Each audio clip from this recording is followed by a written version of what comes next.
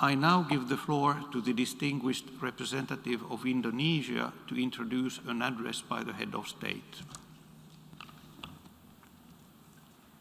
Mr. President, Excellencies, I have the great honor to introduce the statement by His Excellency Joko Widodo, President of the Republic of Indonesia, at the 76th session of the United Nations General Assembly. His Excellency President Joko Widodo.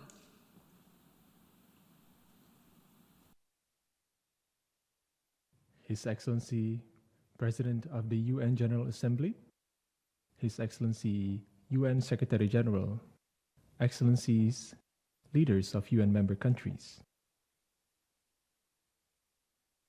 The world community looks towards the UN General Assembly to provide answers to major global concerns.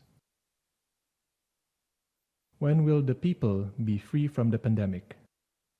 When will the economy recover and grow inclusively? How to sustain the planet for future generations? And when will the world be free from conflict, terrorism, and war?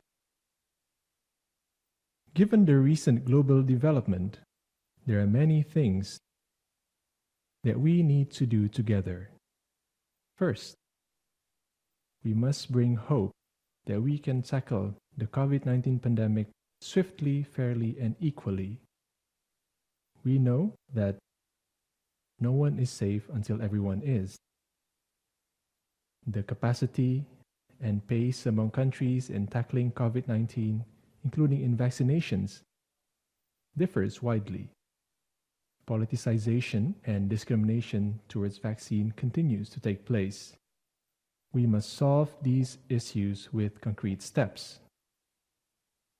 In the future, we must reorganize global health security architecture, global health security system. New mechanisms are required to mobilize global health resources, which includes financing, vaccines, medicines, medical equipment, as well as healthcare workers worldwide, quickly and fairly. We need to establish a standardized global health protocol in cross-border activities, such as vaccines criteria, test results, and other medical conditions.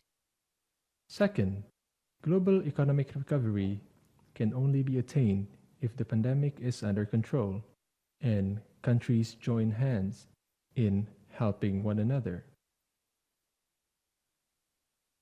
Indonesia, along with other developing countries, embrace quality investments, those that open up many job opportunities, transfer of technology, human resources development, and contributes to sustainability.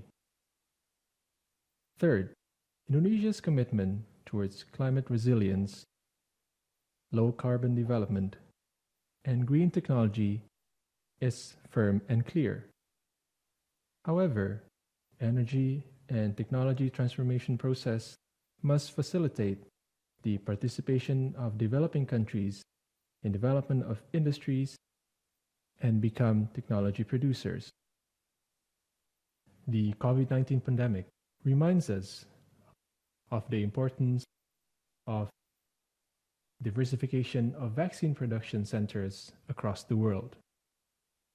Fourth, we must be stern in fighting intolerance, conflict, terrorism, and war, peace in diversity, and the protection of women and minority rights must be upheld. Concerns on the marginalization of women and violence in Afghanistan, Palestine's elusive independence,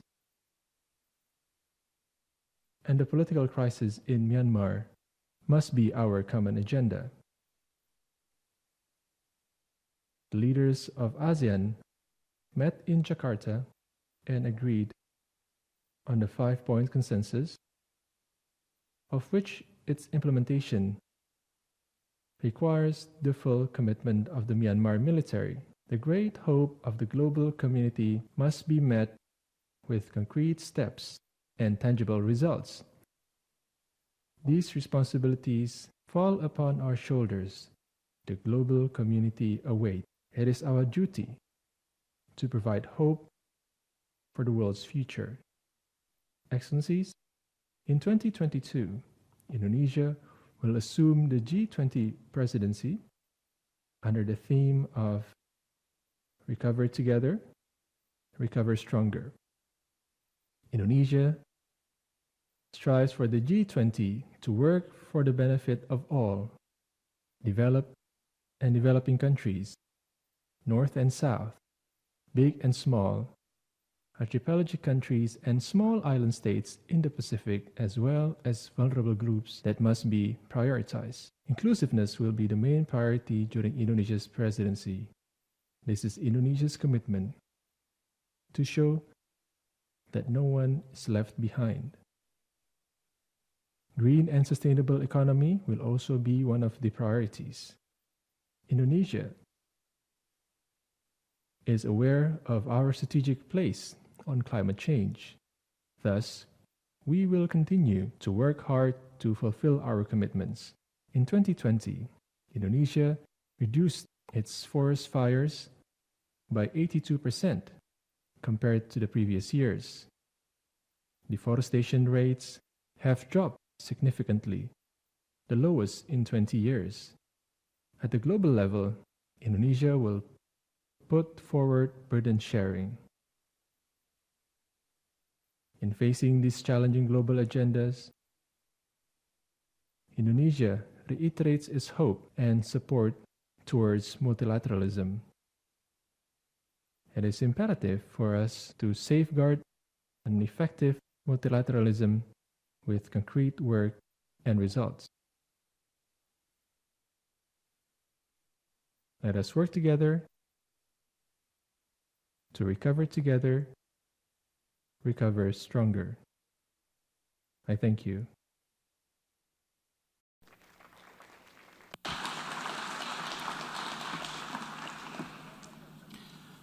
On behalf of the General Assembly, I wish to thank the President of the Republic of Indonesia for the statement just made. The